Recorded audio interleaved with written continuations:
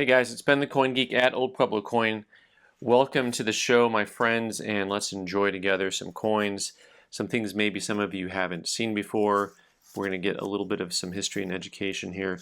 In the meantime, please remember to like and share content. Leave a little comment just because. And for those of you who don't know, now you know this is actually what mint sets looked like coming back into the 40s, 50s, and 60s. And as always, when I look into some of this stuff, I learn a little bit. But there's a couple reasons to look at these sets and see what they did. The mint would package these guys 2 by 2, hands of blue, they would package them. There would actually be 2 of each coin for each mint instead of 1 of each coin. So they had very strange amounts of coins in them, depending on how many coins are made. So you'll have 2 55S's right next to each other. That's pretty typical. This group is actually mixed up.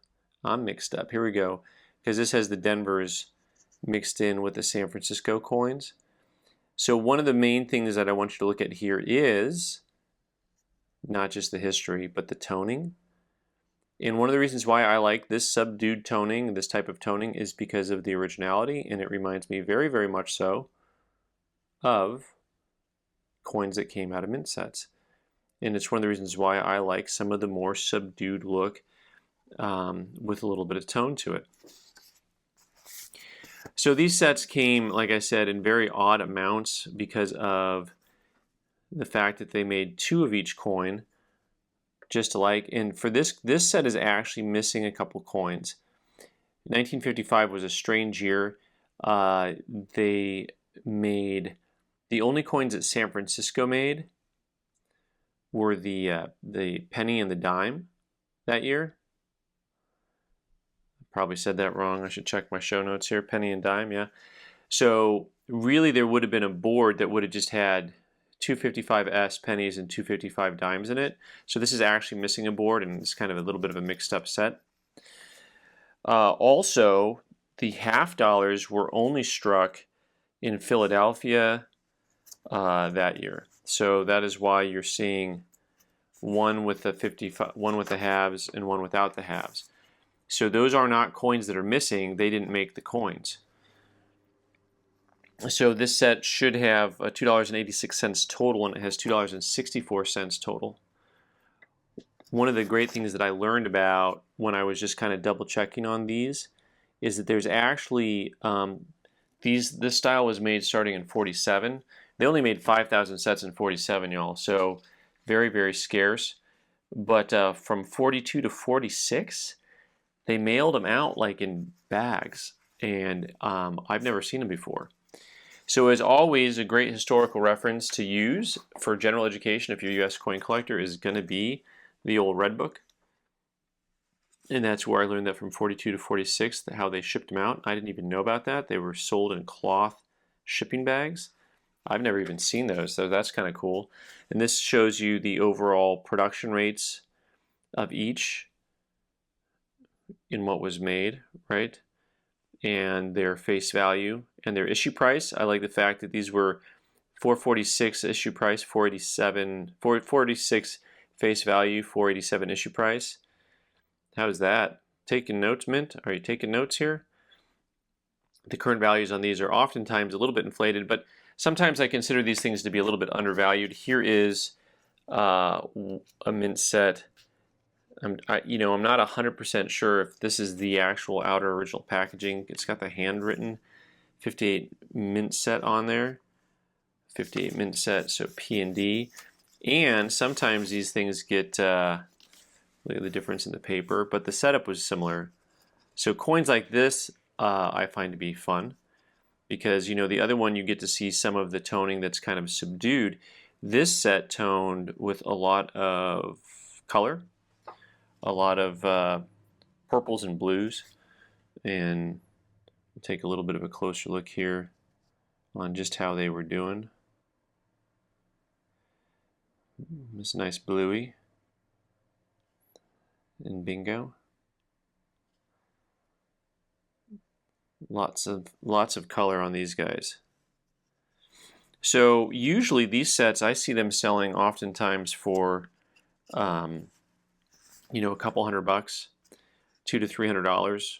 You know, I think the Red Book has them listed for, you know, like $400 on this 58 set, but they tend to trade for quite a bit less. This card was stuck between the two, kind of as a protective sleeve. Here's the Denver Mint coins. Kind of a mixture of toning on the Denver Mint coins. So you have not quite as much color, but they're also not as subdued looking as that first set that we were looking at, the 55 set. So once again, it's nice to have some things to show you a lot of the originality for color, luster, strike.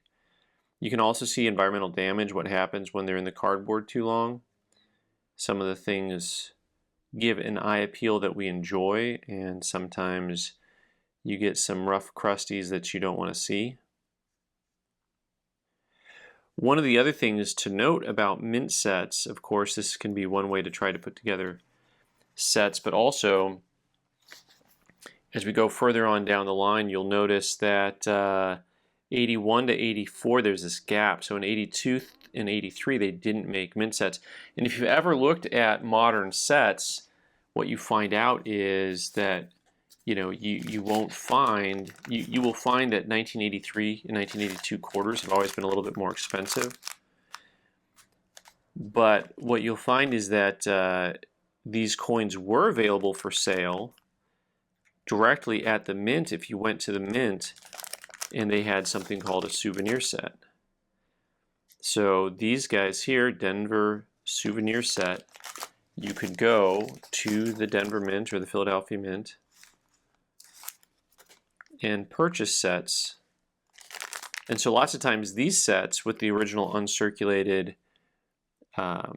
quarters in them especially, and some of the other coins are harder to get too, but it always struck me that the quarter was the coin people were trying to find, even more so than the $50, that these sets will still trade in the $30, $40, $50 range in today's market.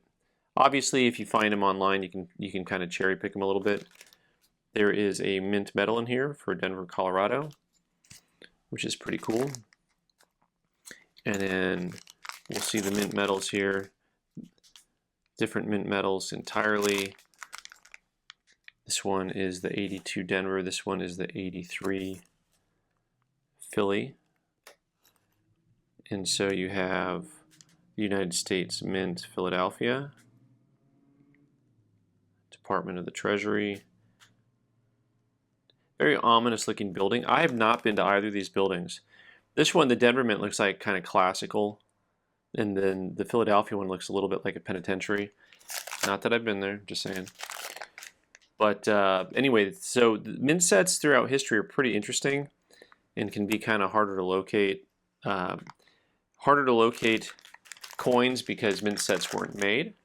Like in the case of 82 and 83, it created shortages for certain coins for the modern collector. And then also these older sets, which are really kind of hard to locate and find. Kind of interesting stuff. And if any of you have any of those 42 to 46 sets in the US Mint packaging, just kind of like loose cloth packaging, I would love to see those. Send them my way. Even for a video, I'll send them back. Alright guys, thanks so much for watching. I'm Ben the Coin Geek. You can subscribe by clicking on the owl button in the corner and watch more videos on the right side of the screen. Thanks.